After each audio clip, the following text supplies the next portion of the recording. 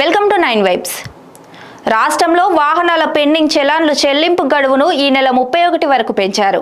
ముందుగా ప్రకటించిన ప్రకారం బుధవారంతో గడువు ముగిసింది. వాహన యజమానుల నుంచి స్పందన చూసి అందరూ ఈ అవకాశాన్ని వినియోగించుకోవాలన్న ఉద్దేశంతో గడువు పొడిగించినట్టు పోలీసు అధికారులు తెలిపారు.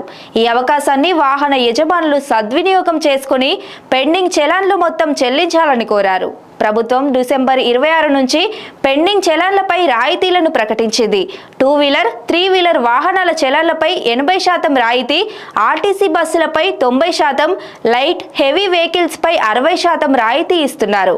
వాహనదారులు పెండింగ్ చలాన్ల వివరాలను వెబ్సైట్లో చూసి చెల్లించాలని సూచించారు.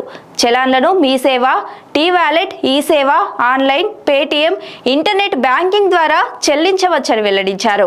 చలాన్ల రాయితీ ద్వారా ఇప్పటి వరకు ప్రభుత్వానికి 113 కోట్ల ఆదాయం వచ్చింది. పెండింగ్ చలాన్లు 3.59 కోట్లు ఉండగా ఇప్పటి వరకు 1.29 కోట్ల చలాన్లను వాహనదారులు చెల్లించారు. Stay tune to 9 vibes.